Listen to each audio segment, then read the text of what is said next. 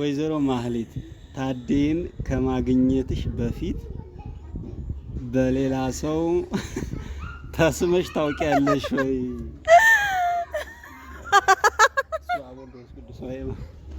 ማማተብ አለብኝ። ዳይ ወደ መልሱ። ሰላም እንዴት ናችሁ? ውድ ቤተሰቦቻችን ደህና ናችሁ ወይ? እኛ አለን እግዚአብሔር ይመስገን። እንዴት ናችሁ እናንተ? አለን እኛ እንግዲህ ዛሬ ከተፍ ብለናል። እንደምታዩት ውጭ ነን፣ ቤት አይደለንም። በዛውም አየር እንቀበል ብለን ወተናል እና ቤተሰብ ዛሬ ጨዋታ አለን። ደስ የሚል ጨዋታ ነው። በዚህ ጨዋታ አስተማሪም ነው በነገራችን በዛ ላይ ደስ ይላል። ጥያቄ ከሁል ጊዜ ወጣ እንበልና ከምንሰራቸው ስራዎች ብለን ወጣ ብለን የምንሰራቸውን ጨዋታዎች አሉን። በዚህ ጨዋታ ደግሞ ሁሉም ሰው ኤክስፒሪየንስ ያደርጋል፣ ይማርበታል። ገብቶ ሰው የሚማረውና የሚያድገው ከመጠየቅ ነው፣ ከመወያየት ነውና ይሄንን ሀሳብ እስከ መጨረሻው ካያችሁት እንደምታተርፉበት እርግጠኛ ነኝ። ስለዚህ ውድ ቤተሰቦቻችን ሁልጊዜ እንደምንላችሁ ቪዲዮ ላይክ እያደረጋችሁ ጀምሩ። ስለዚህ በጣም እዚህ ጋር እንደምታዩት ወረቀቱ ላይ ጽፌ ያዘጋጇቸው ጥያቄዎች አሉ። እነዚህን ጥያቄዎች ከጻፍኩ በኋላ በወረቀት ጠቅልለናቸዋል። ከጠቀለልን በኋላ ደግሞ እንደምታዩት እዚህ ጋር እናቀላቅለናቸዋል። ገብቷችኋል ጨዋታው ቤተሰቦቼ? እኔ ካነሳው እሱን ጠይቃለሁ፣ እሱ ካነሳ እኔን ጠይቀኛል ማለት ነው። ጥያቄው እንግዲህ ጥያቄው ምን ሊሆን ይችላል የሚለውን አብረን ነው የምናየው። ሰብስክራይብ ያላረጋችሁ ካላችሁ ግን ሰብስክራይብ እያረጋችሁ ቤተሰብ ሁኑ። ለብዙዎች ተደራሽ እንዲሆንልን ደግሞ ሼር እያረጋችሁልን እንወዳችኋለን። ወደ ጥያቄና መልሱ ላንሳ ወይስ ታነሽ መጀመሪያ? እሺ እንደዚህ አድርግና አንሳ። ቆይ ቆይ ቴልታ ትበረብር ነው። ማርያም አለች በረብረ እንዳይበተንብሽ። አይበተንም። አይለይ ማርያም አይበተንም። ችግር አንሳሽ አንቺ ማርያም። ኦ ማይ ጋድ አንድ ማንሽ እንጂ ሆኖ አንድ ነው ያነሳሁት። በህይወት ተስፋ የቆረጥክበት ቀን መቼ ነው? በህይወቴ ተስፋ የቆረጥኩበት ቀን ነው። በጣም ከባድ ጥያቄ ነው ማርያም። አረዳሽ ተስፋ መቁረጥ የሚባለው ነገር በነገራችን ላይ በጣም ነው የምጣለው፣ ግን አንድ ቀን ቆርጫለሁ። ገብቶሻል? ተስፋ መቁረጥ የሚባለው ነገር እጸየፋለሁ ማርያም። ግን ሰው ስለሆንኩ ግን በህይወትሽ የተለያዩ ፈተናዎች ሲመጡ ተስፋ የሚያስቆርጥ አጋጣሚ ሊመጣ ይችላል። ማንም ሰው ገጥሞት ይችላልና ተስፋ መቁረጥ ማንነታችን ባይሆንም ለሆነ ቅጽበት ግን ተስፋ መቁረጥ ስሜት ይመጣልና ተስፋ የቆረጥኩበት ጊዜ እንግዲህ እኔ በላይፌ ቆርጬ አላውቅም፣ ግን ማሂጋ ተመልካቾቼ ማሂጋ የተጣላኝ ጊዜ ነው። በጣም ማለት ከዛ ህመም ራሱ የሚወጣ አይመስለኝም ነበረ። በቃ ልክ በሰንሰለት እንደታሰረ ሰው ማለት እጄ በሰንሰለት ባይታሰርም የኔ ስፒሪት የኔ መንፈስ ግን ጀስት በሰንሰለት የታሰረ ኢነርጂ በጣም የተወሰደ በቃ ካሁን በኋላ ሴት አልቀርም ምናምን አለ አይደለ? እስጥልት ምናምን በቃ የሚያስጠላ መስራት ያስጠላሻል። ማርያምን ነው የምልሽ፣ በጣም የሚያስጠላ ስሜት ማለት እና ያን ጊዜ በጣም ተስፋ ቆርጬ ነበረ። ግን ከዛ ተስፋ የመቁረጥ ስሜት ጋር ታግዬ እንደገና ወደ ፈጣሪ ተመልሼ ምናምን ራሴን ሼፕ አድርጌ እንደገና ከዛ ስሜት ወጥቻለሁና ያን ጊዜ መቼም አርሰው ተመልሷል። እንግዲህ ይመስለኛል ጥያቄው እንደዛ ነው። እና በነገራችን ላይ ማንም ሰው የትኛውም አይነት ፈተና ቢመጣ የትኛውም ነገር ቢከሰት ሰው በምድር ላይ ሲኖር ፈጣሪው እስካለ ድረስ ተስፋ መቁረጥ የለበትም። የፈለገ ተአምር እንደውም ማንም ሰው በምንም ነገር ላይ እርግጠኛ መሆን የለበትም። በጤናው፣ በሀብቱ፣ በዝናው፣ በትዳሩ ኤቭሪቲንግ በጣም ቴምፖራል ነውና ጊዜያዊ በሆኑ ነገሮች 100% እምነት የምንጥል ከሆነ እንጎዳለን ማለት ነው ፈተናው ሲመጣ። ስለዚህ ተስፋ እንዳቆርጡ ነው። በጣም ደስ የሚል ጥያቄ ነው በነገራችን ላይ።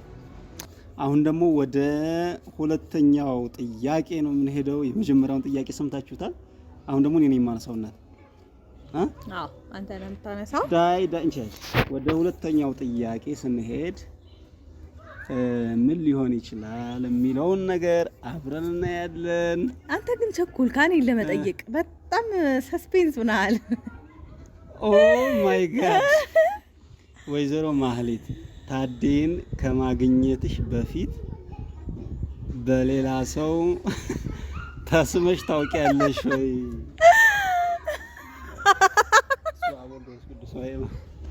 ማማተብ አለብኝ። ዳይ ወደ መልሱ ያው አንተ ታውቃለህ፣ ለሌሎች ነው። በነገራችን ላይ መዋሸት አይቻልም። ታዴን ከማግባት በፊት ሳትገናኙ በፊት በሌላ ሰው ተስመሽ ታውቂያለሽ ወይ ይላል። የሚገርም ጥያቄ ነውና አሁን እንግዲህ በሰማይ በምድር ፊት መዋሸት አይቻልም። ሰው ተመልካቾች ሰውን ቢዋሽ ህሊናውን መዋሸት አይችልም።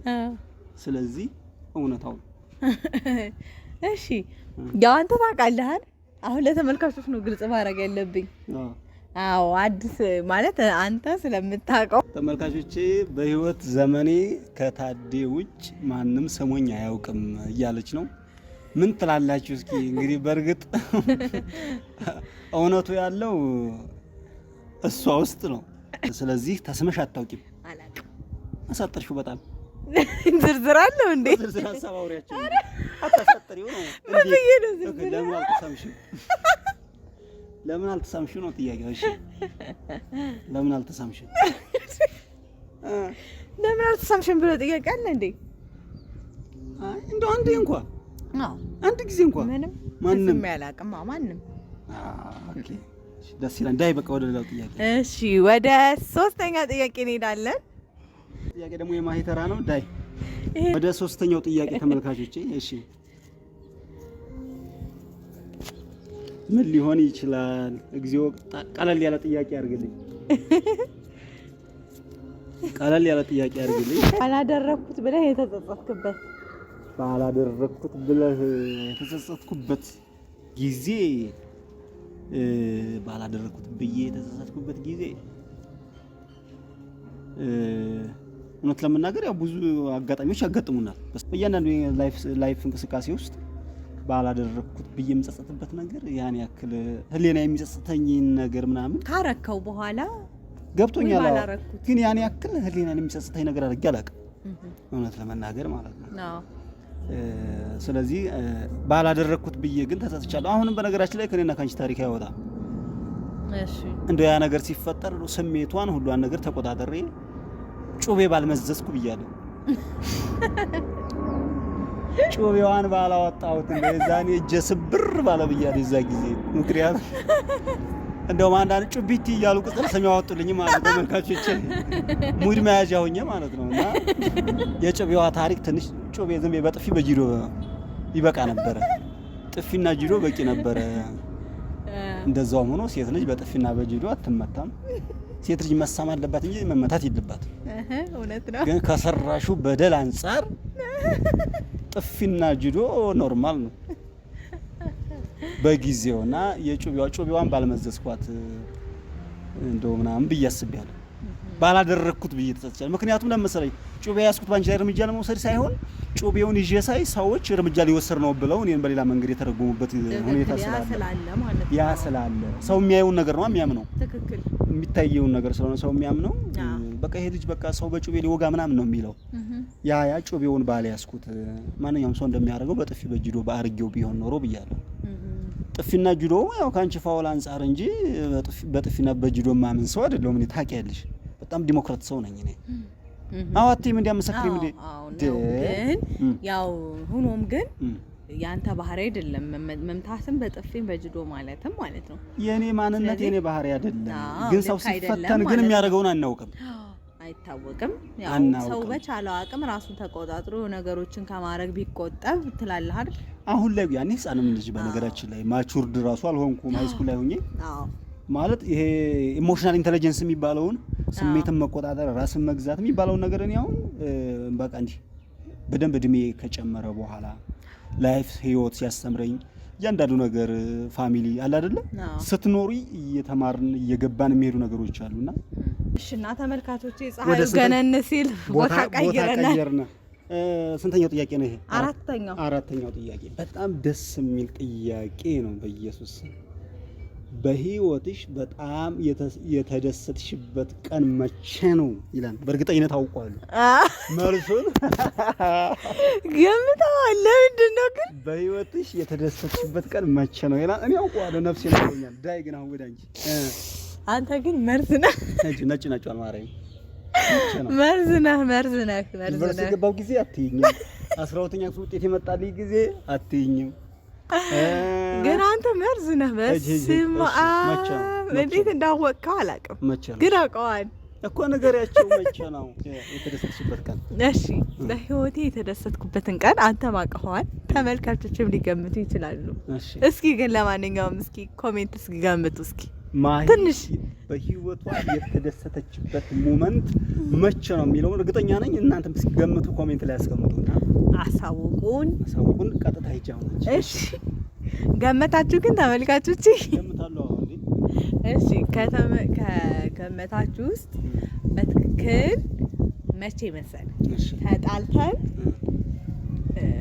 ከዛ ደውለህልኝ ለመጀመሪያ ጊዜ ስንገናኝ ከተለያየን በኋላ ደውለህ አዎ ያንተም ይቅርታ ስትጠይቀኝ እኔም ደግሞ ያኔ ይቅርታ መጠየቅ ፈልጌ በነበረበት ጊዜ የደወልክልኝ ቀን የዛ ጊዜ በህይወትሽ በጣም የተደሰትኩበት ቀን ነበር፣ እውነት ለመናገር ማለት ነው። ምክንያቱም እናንተ አንድ ሰው ይቅርታ መጠየቅ ፈልጋችሁ የተሳሳትኩት ነገር አለ፣ በቃ ይሄ ማድረግ የለብኝም በእኔ ምክንያት እንደዚህ ሰው እንደዚህ አይነት ቦታ ላይ ሆነ፣ በቃ የሆነ ነገር በእናንተ ምክንያት ሰው ተቀይሟችሁ ወይ ደግሞ ሳይደሰት ቀርቶ ከዛ እንደገና ይቅርታ ልጠይቁት ፈልጋችሁ እሱ ደግሞ ይባስ ብሎ ደውሎ ይቅርታ ሲለኝ እኔም ደግሞ ይቅርታ መጠየቅ በፈለኩበት ታይም ሲደውል በጣም የተደሰትኩበት ቀን ነበረ። እዚህ ጋርም ደግሞ በተመልካች ፊት ነጭ ማውራት አለብን ወይ ዛሬ እኔና ማሂ የደወልኩልሽ ጊዜ የተገናኘን ጊዜ የተገናኘንባትን ቀንና ወራቷን ከነሰዓቷ ስልኳ ላይ ሴቭ አድርጋ አስቀምጣለች። ተመልካቾች አሁን እስጎ እግዚአብሔር የመወራት አለበት እና እውነቱን ነው የምር ሴቭ ተደርጓል። ቀን ወሩን ሰዓቱን ስልኳ ላይ ሴቭ አድርጋ ይዘው ሴቭ አድርጋለሁኝ። ግን እናት ምን ተሰማሽ ግን ያኔ? ወይ በስማ በጣም ነው ደስ ያለኝ። በቃ አላለቀሽም? ሳትዋሽ እንደነሱ ደግሞ ደስታውን የሆነ በእንባ ይገልጻል። በእንባ የሚገልጽ አለ፣ ግን እኔ በእንባ አልገልጽም። የተገናኘን ጊዜ ደግሞ እስከ ስንት ሰዓት ነው ቻት ያደረግነው? እስከ ስንት ሰዓት ነው? እስከ ሌሊቱ 9 ሰዓት። አዎ የዛኔ ደግሞ እስከ ሌሊቱ 9 ሰዓት ነበር ስናወራ የነበረው። በስልክ ማውራት ሲደክመን በቴክስት ነበር ያወራው። 9 ሰዓት አስቡት እንግዲህ በጣም ከቸማረሽ በጣም እና እስከ ሌሊቱ ሰዓት ነበር ስናወራ የነበረው 9 ሰዓት። ተደዋውለን ደግሞ እዚህ ጋር እናት ተደዋውለን እስከ ሌሊቱ 9 ሰዓት ካወራን በኋላ በሳምንት ነው ከስንት ሳምንት በኋላ ደሴ ተገናኝተን አዎ በህይወት የማረሳው ካፌ ታውቂዋለሽ? ተሰውሻለሽ? አዎ ማን ነው? በልጃችን አጋፔ መሆን አለባት ብሎ ድርቅ ያለው ለዛ ነው። ለመጀመሪያ ጊዜ ደሴ መጥቶ የተገናኘንበት አጋፔ ነው። እንግዲህ የደሴ ልጆች ካላችሁ ልታውቁት ትችላላችሁ። ባምቦሃ ነው ያለው አይደል? አጋፔ ካፌ ነበር የተገናኘነው እና ከዛ በኋላ ይዛኑ ለት ነው የልጃችን ስም አጋፔ ነው መሆን ያለበትና አጋፔ ካፌ ስንገናኝ ደግሞ ድንጋጤውስ በጣም ብዙ ወይኔ ያዛኔ ድንጋጤ ታርቸው ነበር። ተመልካቾች ስሜቱ አንዲፋይ ነው በኢየሱስ በጣም እና ተደስል ነበር እና አጋፔ ካፌ ልጃችን አጋፔ ተባለች። እዛው አጋፔ ላይ ስለተገናኘን ደሴ ቧንቧ ያማል የደሴ ሰው የአጋፔ ካፌን ያውቀዋል ብዬ አስባለሁና ማሂ የተደሰችበት ያ ጊዜ ነበር። ወደ 5ኛ ጥያቄ እንሄዳለን። 2 ጥያቄዎች ይቀሩናል ተመልካቾቼ። አሁን ወደ 5ኛ ጥያቄ እንሄዳለን። በጣም ያዘንክበት ጊዜ በህይወት በጣም ያዘንክበት ጊዜ ተስፋ የቆረጥበት እና ያዘንክበት አንድ አይደለም። ታዘን ተስፋ መቁረጥ በጣም ከባዱ ነገር ነው። በጣም ያዘንክበት ኧረ ማንኛው ነው ከባዱ? ተስፋ መቁረጥ እኮ እኔ ኦልሞስት አንድ አይነት ነው የሚመስለኝ። አይደለም ሰው ተስፋ ቆረጠ ማለት እግሩን ራሱ ማንሳት ይከብደዋል። ተስፋ ቆረጠ ማለት እኮ አንድ ሰው በቃ ምንም መራመድ አይችልም፣ መብላት አይችልም፣ ምንም ነገር ለመቆየት ራሱ በህይወት ለመቆየት ራሱ ተስፋ የለውም። ከባድ ነው። ህይወት ያዘንኩበት ጊዜ ተመልካቾቼ በጣም ያዘንኩበት ጊዜ እኔ ሰው አስቡት እንግዲህ 18 ዓመት ነው 20 ዓመት አካባቢ ተመርቆ ያን ሁሉ ፈተና አልፎ ስራ ለማግኘት እኔ ስራ አለማግኘቴ በጣም በህይወት ያዘንኩበት ጊዜ ነበረ። እንደተመረኩኝ በያንስ 1 አመት ከምናምን ቁጭ ብያለሁ። በቃ ስራ ጥቼ ማለት ነው። አስቢ፣ ያሳዝናል። ዩኒቨርሲቲ ተመርቄ ውጤት አሪፍ ውጤት ይዤ ምናምን እዛ ቁጭ ከዛ በጣም ሲከብደኝ በቃ ስራ ሳጣ ራያ ለቅቄ ምናምን ወደ አፋር ክልል ሄድኩ። በነገራችን ላይ በዚሁ አጋጣሚ አፋር ክልል በጣም ነው የምወደው። አፋር ክልልን በጣም ነው የምወደው። አፋሮች በጣም ድንቅ ህዝቦች ናቸው። በጣም ነው የምወዳቸው፣ በጣም ነው የማከብራቸው። አፋሮች ሰው ወዳዶች ናቸው፣ ጀግኖች ናቸውና አዛ በጣም ስራ ሳጣ አፋር ክልል ሄጄ በመምህርነት ኮሌጅ ማስተማር ጀመርኩ ማለት ነው። ስለዚህ የነበረ የሀዘን ስቃይ ምናምን ጠፋ።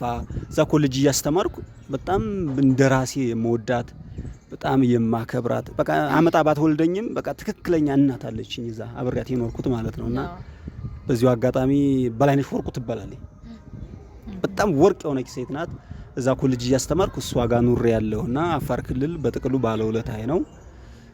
አመጣ ባትወልደኝም በላይነሽ ወርቁም ጀስት ሺ ኢዝ ማይ ማዘር እና ለሷ በዚሁ አጋጣሚ ማመስገን እፈልጋለሁና በህይወት ያዘንኩበት ጊዜ ይሄ ነው። አዎ እውነት ይሄ ያሳዝናል። ተጣላችሁበት ጊዜ በልብሽ ግን ለታዲ ያልነገርሽው ምን ብለሽ ታውቂያለሽ? እንደው አንተን ሳገባ በቀረብኝ ብለሽ አላልኩም እንደዛ ብያለሁ። ሀቅ እግዚአብሔርን ብያለሁ። እንደዛ አንተ ሳገባ በቀረብኝ አላልኩም። ተመስገን። ይሄን ካላልሽ ችግር የለም አላልኩም። ሀሳብ አስተያየታችሁን ኮሜንት ላይ ያሳውቁን። ላይክ እያደረጋችሁ ሰብስክራይብ እያደረጋችሁ ቤተሰብ ሁኑ። እንወዳችኋለን።